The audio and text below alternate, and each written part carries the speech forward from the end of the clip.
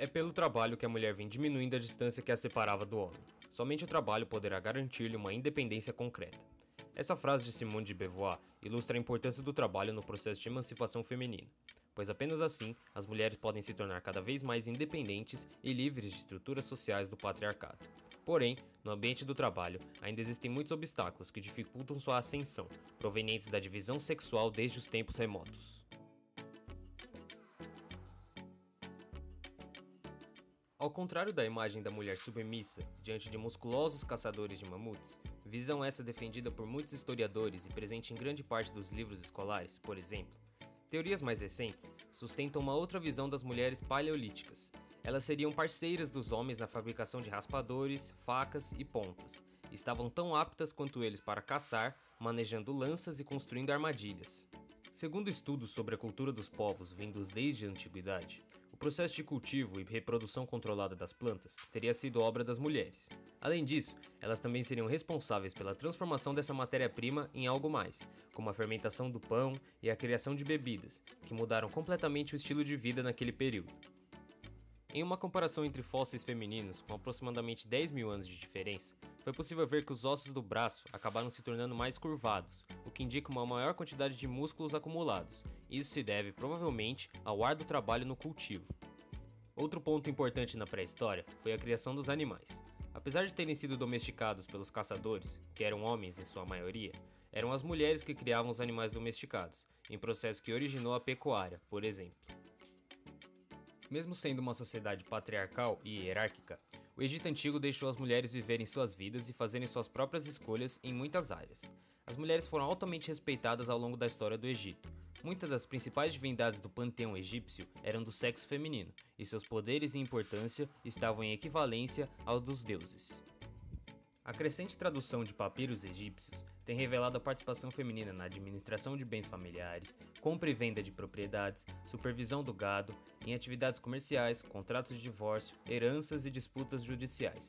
Há registros de egípcias ocupando o cargo de escriba na administração, porém, é raro encontrar mulheres na administração do Estado. As mulheres no Egito continuaram exercendo autoridade na medicina e nas ciências até o triunfo do cristianismo no país. A evidência mais clara disso foi Hipátia de Alexandria, que era filósofa, matemática e astrônoma, dirigindo e lecionando na Academia de Alexandria, frequentada unicamente por homens. Foi assassinada por uma multidão cristã, marcando o fim de uma era de 3 mil anos em que a mulher ocupou um lugar de respeito na história do Egito. No mundo grego, as mulheres eram praticamente excluídas de todas as atividades. Essas atitudes têm origem na própria mitologia, onde Pandora, a primeira mulher, teria libertado todos os males do mundo ao abrir sua famosa caixa. Assim então, como no cristianismo, as mulheres seriam responsáveis pela origem dos males da humanidade e responsáveis por tirarem a humanidade do paraíso. Na cidade de Atenas, a mulher não recebia educação escolar formal. Suas mães lhe ensinam as habilidades domésticas necessárias para administrar uma casa. Seu principal papel é casar e ter filhos. Depois de casado, a mulher é responsável pelo gerenciamento diário da família, do marido, da saúde e alimentação dos membros da família, da supervisão dos escravos e do patrimônio. Suas principais funções são cuidar das crianças, tecer e confeccionar as vestimentas. Ao contrário das atenienses, as mulheres espartanas podiam possuir e herdar legalmente propriedades e, geralmente, eram mais instruídas. Podiam pedir o divórcio livremente, sem perder seus bens pessoais, e também se casar novamente. Esparta tinha um sistema de ensino organizado pelo Estado, e era obrigatório para todos. Para as meninas, o ensino visava formar mães fortes, que por sua vez gerariam mais crianças fortes e saudáveis. As mulheres espartanas se casavam por volta dos 18 anos, e tinham como missão mais importante carregar e criar filhos, já que atividades como a tecelagem eram consideradas indignas e ficavam a cargo dos servos. O papel da mulher na sociedade começou a ser valorizado na Baixa Idade Média, na qual a imagem da Virgem Maria foi popularizada, aumentando a dignificação da mulher. Com isso, foram geradas algumas mudanças no papel social da mulher, onde os camponeses passaram a atuar na educação dos filhos, faziam plantações e criavam animais. E as mulheres da cidade começaram a ter profissões definidas, algumas até tinham comércio sem precisar da supervisão de seus pais ou maridos. Outro importante momento para a evolução social da mulher foi no período da Revolução Industrial, na qual a mulher assumiu a posição de operária nas indústrias. Deste modo, entre os séculos XIX e XX tem o surgimento do movimento feminista, que fez com que as mulheres conquistassem o direito à educação e ao do voto. Durante as décadas de 50, 60 e 70, houveram alguns movimentos de transgressões dos padrões culturais, como por exemplo o hippie, onde eram empregadas as ideias de revolução e liberação social, quebra de tabus em relação ao feminino e o direito ao divórcio, o que não existia na época, já que se a mulher se casava com um homem, eles eram obrigados a conviver juntos pelo resto da vida. Com o desenvolvimento da tecnologia advinda da Revolução Industrial, houve um aumento do trabalho intelectual, fazendo assim com que a mulher fosse inserida em diferentes ramos, já que o trabalho braçal e a força não eram mais o foco principal. Desta maneira, as mulheres começaram a ter um grau maior de escolaridade, fazendo com que ocupassem cargos maiores, progredindo assim cada vez mais em suas carreiras.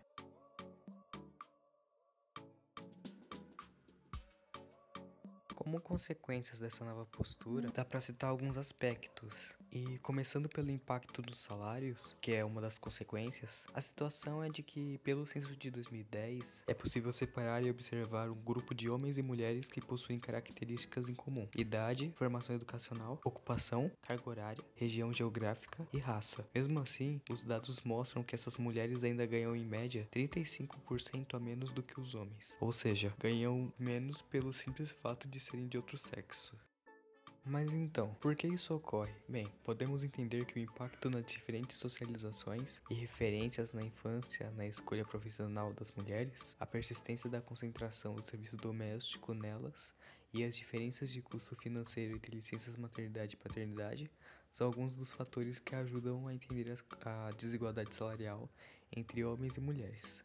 Em relação às consequências disso, a diferença salarial pode provocar no ambiente de trabalho uma visão inferior sobre a mulher que pode acarretar em outras situações, como preconceito e objetificação por parte dos homens, que tentam emitir superioridade, com base na quantia que recebem, já que em um senso comum por parte da sociedade, maiores salários representam um trabalho melhor realizado, com melhores capacidades e resultados. Também há uma diferença salarial persistente e aceitável pela maioria das mulheres, já que mesmo não devendo, elas tendem a se acostumar com essa realidade na maioria dos casos, e nem sempre investigam e percebem que estão sofrendo injustiça salarial.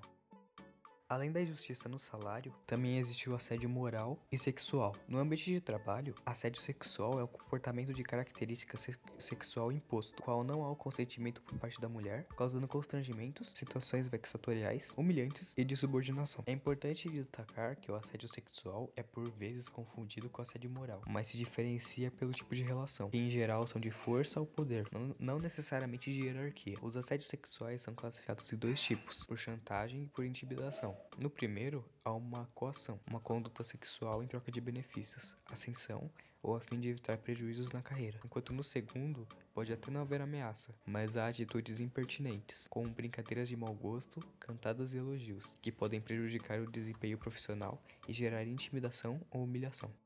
Muitos assediadores aproveitam-se de uma cultura machista, que não repreende a conduta, culpabiliza a vítima e inibe a denúncia, para continuarem a agir com a certeza de que suas ações não são nada, apenas elogios ou no máximo ações mal interpretadas. Diante das situações constrangedoras, a maioria das vítimas não denuncia por ter vergonha, medo de sofrer represálias, ser julgadas, desacreditadas, ter algum prejuízo na carreira ou perder o emprego, por exemplo. Ainda são minoria, mas já estão ganhando voz as mulheres que não se calam, denunciam os assediadores, expõem as próprias histórias e cobram da sociedade uma mudança de postura. Em relação à situação atual do mercado, o espaço conquistado pelas mulheres no mercado de trabalho cresceu, mas sua participação em relação à dos homens continua menor. É o que apontam dados divulgados em 2018 pela Organização Internacional do Trabalho. Segundo ela, enquanto 75% dos homens com mais de 15 anos estão na força de trabalho, entre as mulheres essa proporção é de 48,5%. Nos países árabes, a diferença é ainda maior, pois a taxa de participação no mercado de trabalho é de 77% para os homens e 18% para as mulheres. Ao mesmo tempo, a carga horária das mulheres é maior, principalmente quanto mais baixa a renda. Além de muitas mulheres possuírem mais de um emprego, elas ainda trabalham em casa, cuidando dos afazeres domésticos. Partindo da divisão de papéis difundida pelos homens, a estereotipização da mulher garantiu associações que distanciam ela do mesmo profissionalismo do homem. A atribuição da mulher a uma imagem frágil, à vocação maternal e aos cuidados do lar fundamentaram o estereótipo de que as mulheres são mais emocionais e tendem a optar por carreiras de humanas, distanciando-se de profissões onde a razão seja o foco. Com a aderência a essa ideologia, naturalizou-se essa divisão do trabalho, de uma forma que as mulheres se submetiam e ainda se submetem de maneira indireta a essa determinação. Como aponta a pesquisa realizada pelo site Quero Bolsa, constou a preferência de homens e mulheres por área de atuação. No gráfico, os homens apresentam maior preferência por cursos na área de exatas, enquanto as mulheres preferem cursos na área de humanas. É fato que isso reflete a construção de gênero, ideia a partir da qual meninos e meninas são criados para assumirem papéis diferentes e que foi disseminada ao longo de todo o desenvolvimento da sociedade. Como um exemplo, pode-se observar os brinquedos destinados a meninos e meninas. Aos meninos, estimula-se a criatividade, a curiosidade e o exercício de atividades que trabalham o raciocínio, o que para frente permite a identificação com carreiras como engenharia, ciências e entre outras. Já para as meninas, a maternidade e o cuidado do lar são intensamente estimulados, através de brinquedos que simulam atividades domésticas e a criação de uma família. Consequentemente, haverá identificação com áreas que trabalham com o zelo e o emocional, além da retratação da maternidade como vocação, de modo que para a mulher o papel mais importante que ela pode exercer é o de mãe. Como um reflexo da ideologia misógina e patriarcal, idealizada e propagada pelos homens, a sexualização da mulher é uma grande barreira na luta pelo reconhecimento profissional e igualdade de gênero. Diferente do homem, a mulher foi reduzida a um corpo e a um indivíduo cuja única função social é a submissão à figura masculina. Esse fator, aliado ao conservadorismo e à limitação dos papéis da mulher, faz com que ela seja subestimada e tenha sua competência profissional questionada, uma vez que se distancia do considerado tradicional. Ademais, quando a mulher ingressa no mercado de trabalho, enfrenta a hipersexualização do corpo feminino. Isso se dá pela ideia de que a função da mulher é corresponder constantemente às expectativas do homem. Logo, para ele, a mulher só existe dentro do âmbito da sexualidade e para a vida familiar. Entende-se que para o homem isso é diferente, uma vez que na nossa sociedade a sua sexualização não anula seu profissionalismo e nem sua vocação paternal, uma vez que a sexualidade é vista como apenas um dos seus lados.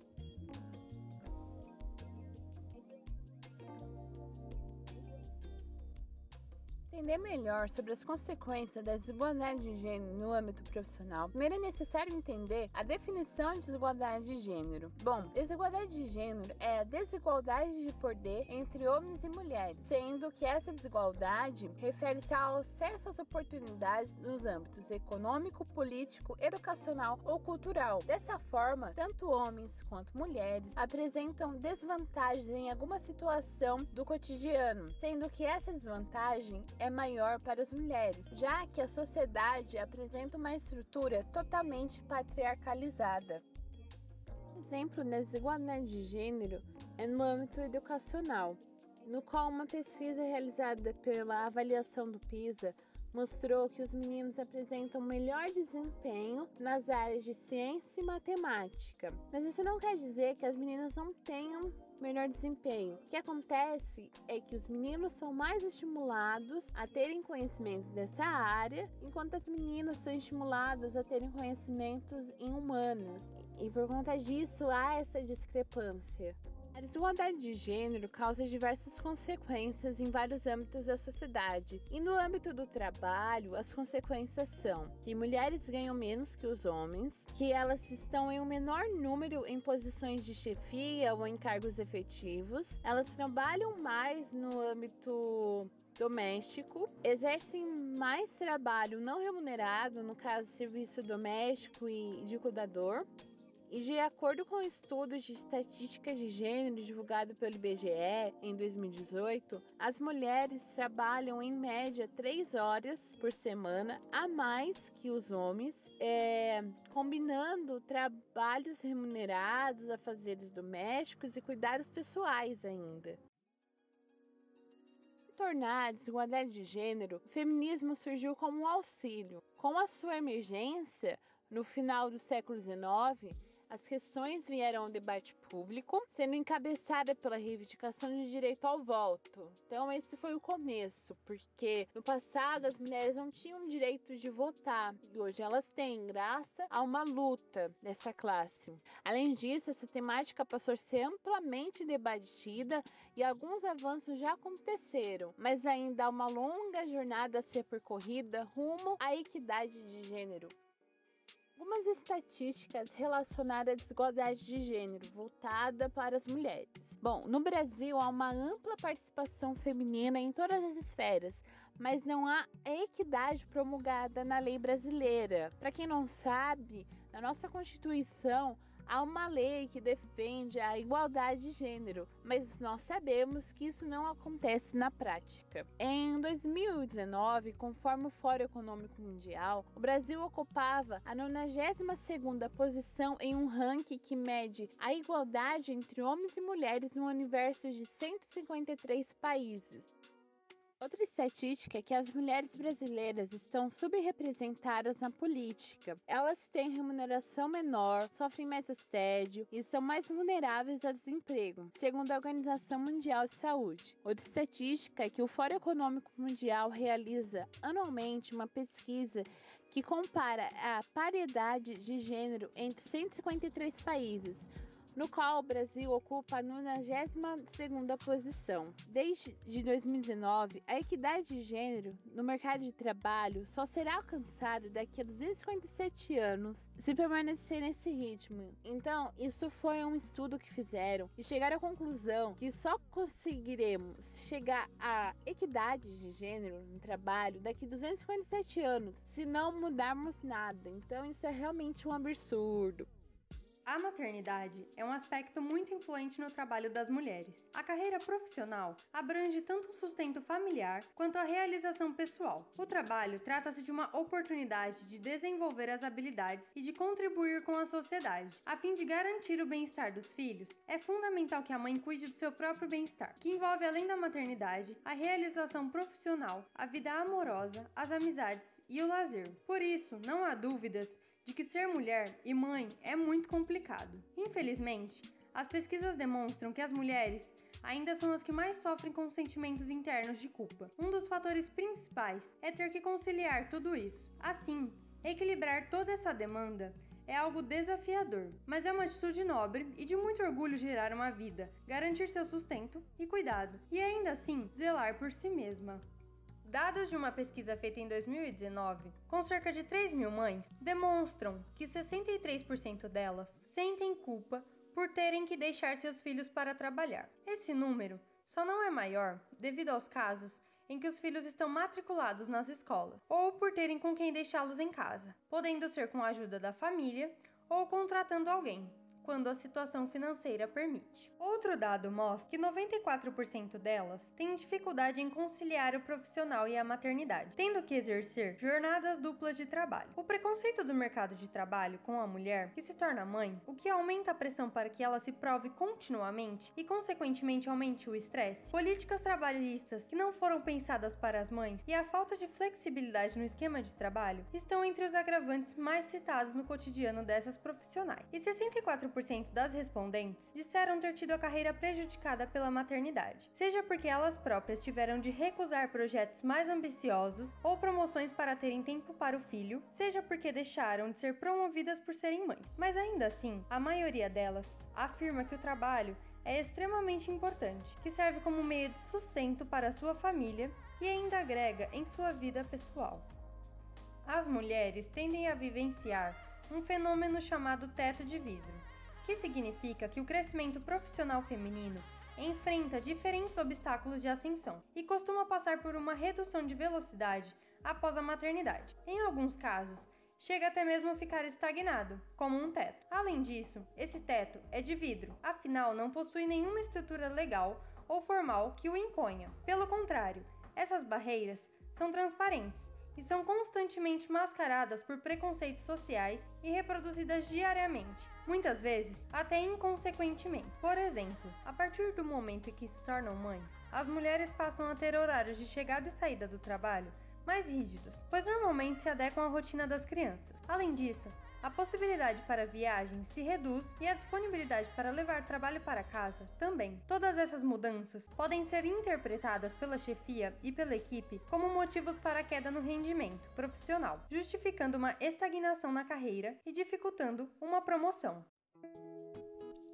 Perante lei, as mulheres têm direito à licença maternidade e continuam recebendo salário durante o período em que precisam se ausentar do trabalho para se dedicar à maternidade. Mas no serviço privado, somente 4 meses são obrigatórios. Já no público, são 6 meses garantidos de licença. Os homens também têm o direito à licença paternidade, mas só por 20 dias após o nascimento do bebê. Isso mostra como a lei brasileira contribui para que a obrigação de cuidar da criança não seja compartilhada. Mesmo que a mulher realmente necessite de um período maior para sua recuperação, a lei só enraiza o preconceito a partir dessa diferença tão grande nesse período. E ainda, apesar desse benefício ser lei, não são todas as empresas que se adequam para dispor todo o suporte e apoio necessário. O fato de estarem em uma carreira pública, ou seja, de possuírem estabilidade, é um aspecto tranquilizador, fazendo com que as mulheres possam sair de licença e retornar ao trabalho sem o medo de serem demitidas pelos seus superiores. Não é o que acontece no mercado privado, que ainda trata as mães de forma muito cruel, que se sentem culpadas de se afastarem de suas funções por 6 meses para cuidarem de seus filhos, demonstrando menor assistência e risco de demissão depois de algum tempo do retorno à licença.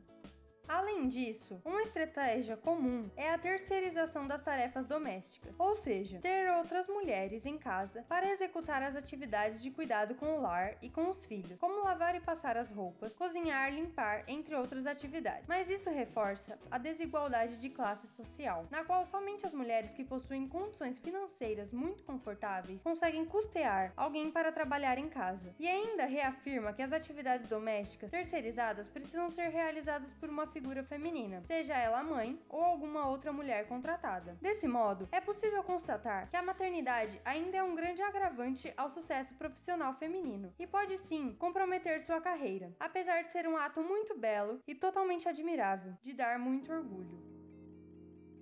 Legal que você conseguiu se estabelecer nessa profissão, mesmo sendo mulher.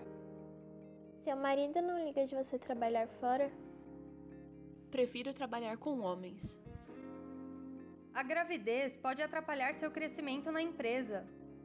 Essas são apenas algumas das frases que muitas mulheres escutam diariamente em sua jornada de trabalho. Assim, se torna claro que o preconceito em relação ao sexo feminino ainda é um tabu a ser discutido. E só será possível combater esse tabu através do engajamento de homens e mulheres, pois vivemos em uma sociedade interdependente, já que a igualdade e as mudanças sociais só podem ser alcançadas através da união da sociedade.